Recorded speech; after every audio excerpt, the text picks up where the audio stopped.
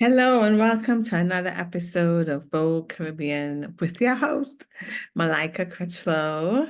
Today we're going to continue with our folklore stories. We still have some more short stories to read in Fairy Maids and Mermaids. So last time we did two, I will try to do two or three today. And we'll move on. We'll see what today holds, okay? So the next story is something called Nothing But a Pair of Shoes. It's from the book Mouth Open, Story Jump Out by Grace Hallworth. And we're just going to move through the book. The chapter that I'm on is Fairy Maids and Mermaids. I put my glasses on so we can get to reading. So if you guys have any recommendations for folklore books, please let us know. I'm thinking you could email us at voguecaribbean@gmail.com, VOG Caribbean at gmail.com. It's one word. Okay, so let's get started today. Nothing but a pair of shoes. The waters of the island of Tobago are said to be the home of fairy maids and mermaids. So I'm Trini, but I did not know this. This is some good information. In one of the villages, there lived a boy called Tomasos. Even as a baby, he loved the water, and long before he could walk, he used to crawl down to the river and peer through the water at the fish swimming on the riverbed. Tomasos grew into an open, good-natured youth, but in his 18th year, a change came over him.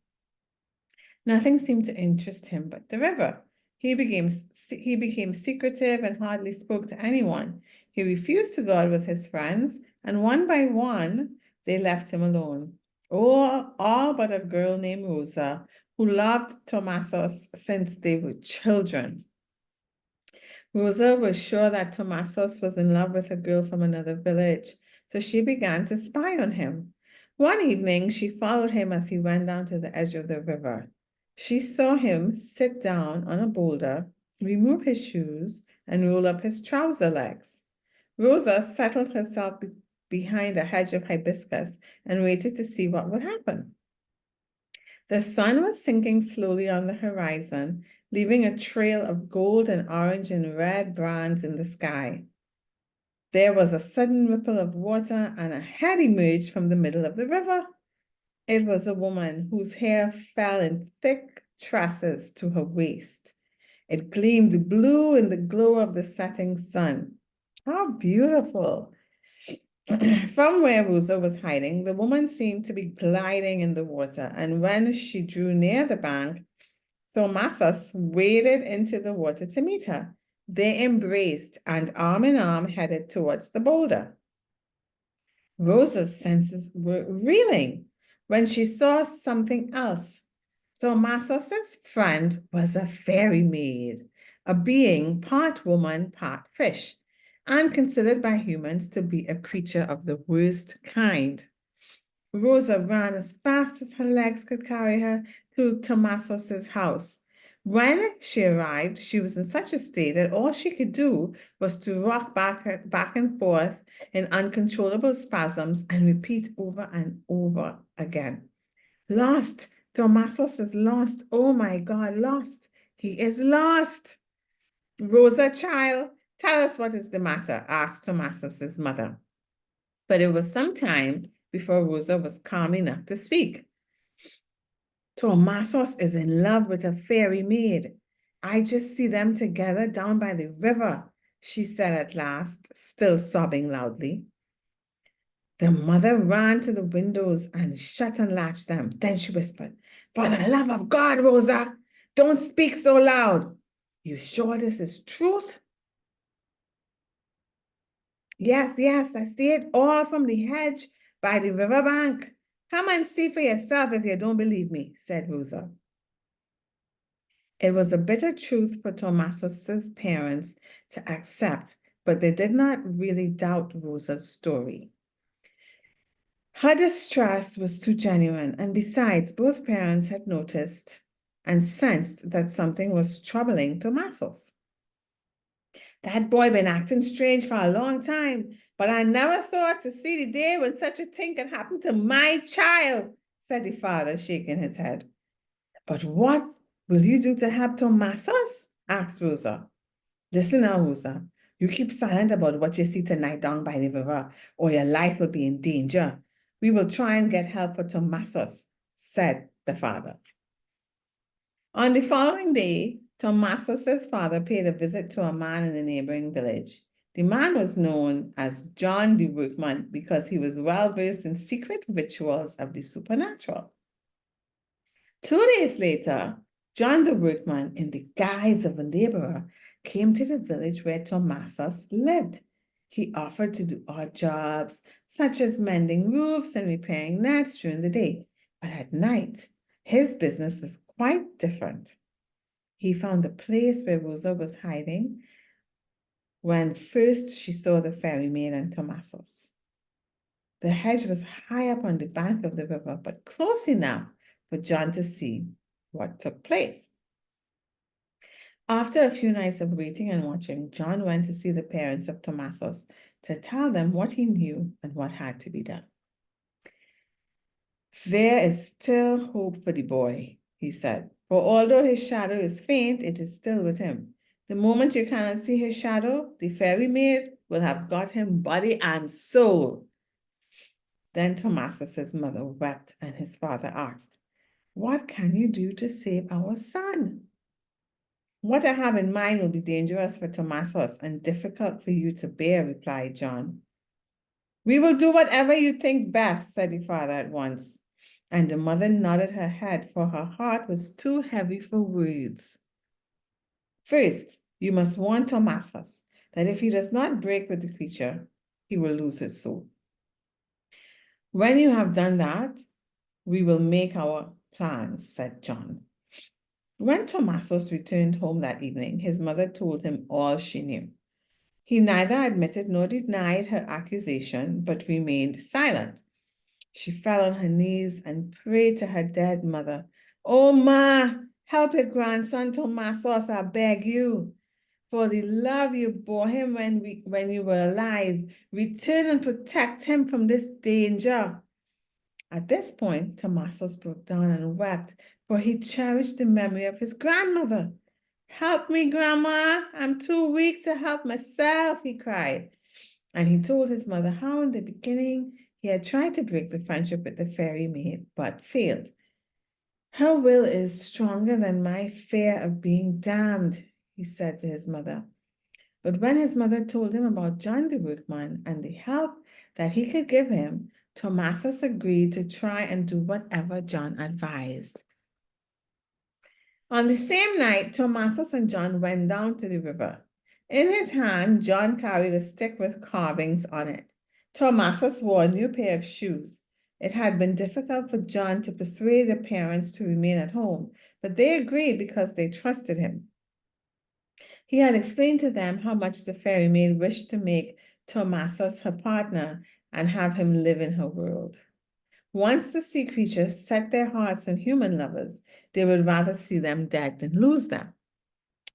As the moon rose over the river, the fairy maid appeared and glided through the water to the place where Tomasos sat on the boulder. John was hidden behind it. At the sight of the fairy maid, Tomasos forgot his promise to John and tried to go to meet her, but the workman was prepared. He gripped Tomasos' legs firmly to restrain him. The fairy maid wondered at her lover's stillness, yet she came gliding on, and when she was near, Tomasos stretched out his arms to hold her. Instantly, John was out of his hiding place and had grabbed the thick tresses of the fairy maid, which he wound around the stick he carried. He dragged her to the bank, but she threw a comb to Tomasos and shouted, "Throw it into the river, Tomasos." "No, no," commanded John the workman. "Give me the comb." If you love me, Tomasas, throw it into the river, she pleaded. Tomasas could not help himself. Her power over him was too strong. He threw the comb into the river, and immediately he did so, the fairy maid changed into a cat, sprang from the workman's grasp, and leapt into the river. Oh, Tomasos, cried the workman, you have made our task much harder tonight because you disobeyed me. There's only one thing to do now. You must call her up from the river. Tomasos looked at the workman in surprise. But after what has happened, surely she will not come again, he exclaimed. Oh, yes, she will come again, my boy, but only you can call her up, replied John. Tell me what to do now, said Tomasos. If you had followed my instructions, she might have agreed to free you from her spell because of the love you shared. But now she's angry, and she will be brooding over what happened. She knows that it will never be the same between you after tonight, and fairy maids are bad losers, Tomasos. You must promise on your grandmother's memory to follow my advice. Tomasos said, my grandmother's spirit will be with me. When the workman gave him a secret word and he told him what to do. Then the workman gave him a secret word and he told him what to do. He stayed close to Tomasos, but he did not touch him, nor could he intervene until Tomasos had done his part. Tomasos said the word and the waters parted and the fairy maid appeared. She came near enough to the bank so that Tomasos could see her beauty, but this time she stayed out of reach. Then she stretched out her arms and cried, Tomasos, if you cannot accept my love anymore, at least give me one last kiss that I may remember our love. Tomasos was so touched at her despair that he would have risen to go to her, but just then he heard the cry of a cat in the distance, and he remembered what had taken place earlier that night. He turned away from her, and now he was joined by John the workman, who had been standing a little way off. John asked the fairy maid, what payment will you take to free this mortal? She was no longer beautiful and soft-spoken. Her face was ugly with malice, and her voice harsh with hate. Nothing that you can offer me will pay for the love you have destroyed. I would rather have him dead, she screamed. Perhaps so, replied John the workman calmly. But I have in my hand something of yours which will weaken your power if you harm him. And opening his hand, he revealed 3 strands of her hair. She gave a hiss of surprise as she gazed at the strands of her hair. And for what seemed an eternity to Tomasos, her eyes were locked with those of the workman's, as if in a silent struggle of mastery. Suddenly she asked, what will you give me to free him? Nothing but a pair of his shoes and 3 strands of hair, replied John. And so it was that as the moon was catching day, Tomasos was set free from his bewitchment by a fairy maid. Do you know that he never wore shoes after that day? After all, it was his pair of shoes that the fairy maid took, and who knows what she might do to a pair of shoes to draw him back to her. Well, click, clack, monkey, breaky back. That's the end of the story there. I think there's one more in this chapter. Maybe we could do this one more. It's called Mr. Noel. I like the name Noel. Reminds me of Christmas, like the first Noel. Joyeux Noel. Is that how you say Merry Christmas in French?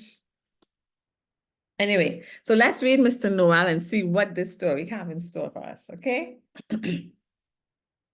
Once upon a time, many people believed that to fish during Holy Week was to invite the hostility of the spirits of river and sea.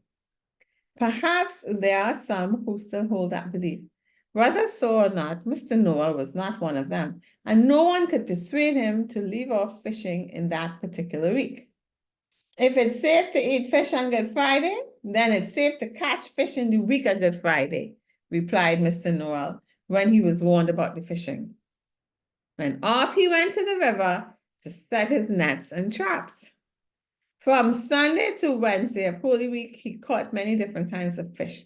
He caught so much that for once his basket was filled to overflowing.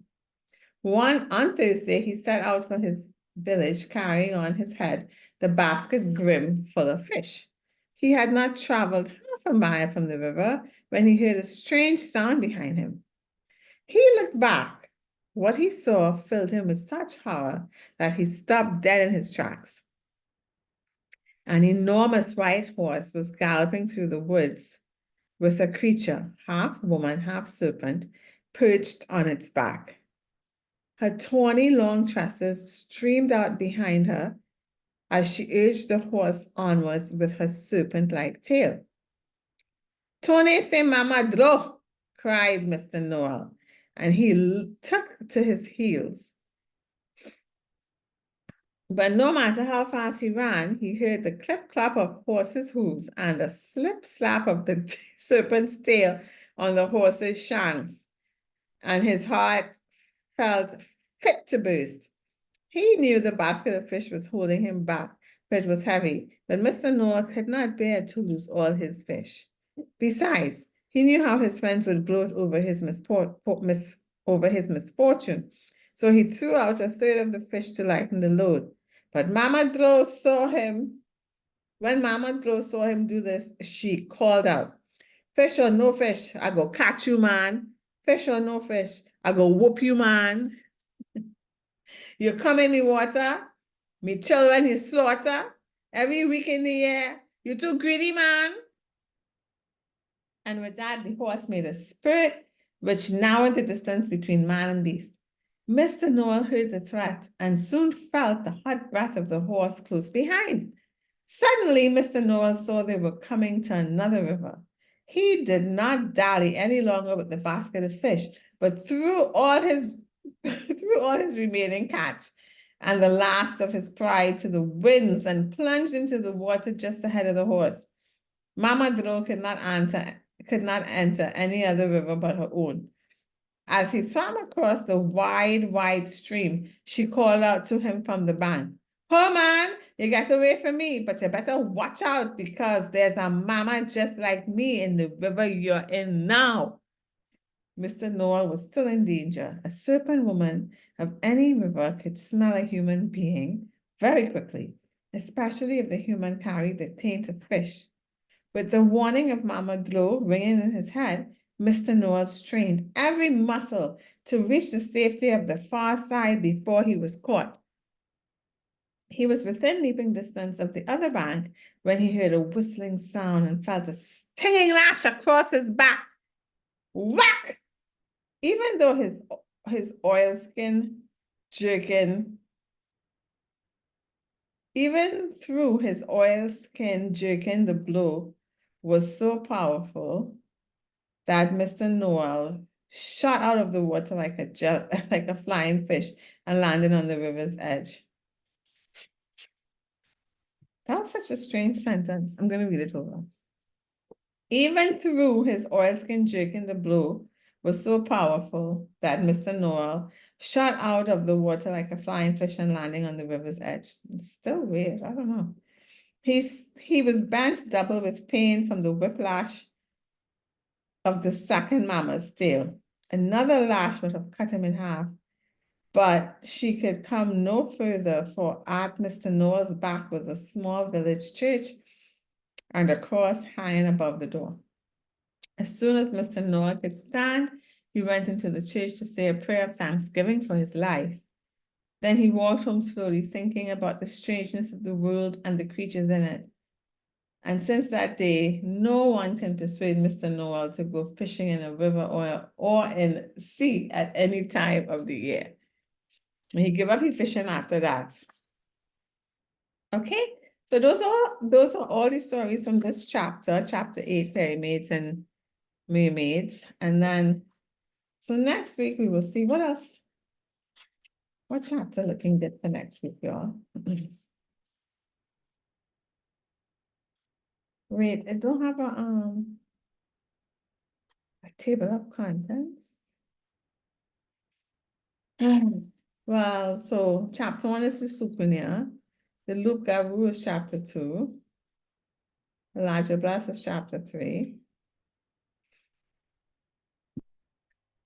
The Spirits is chapter 4.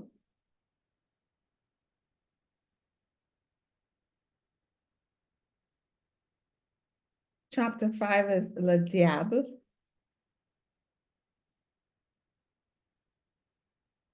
Chapter 6 is the Durans. Maybe we'll do the Durans. I think I might like that one. Chapter 7 is Papa Boar. Papa Boar might be good too because it's about, protecting Earth. So either chapter 6 or 7, maybe next episode. What do you guys think? Anyway, so those are all the stories for today. Hope you have a great weekend and a great week. Until next time. Much love to everyone. Bye.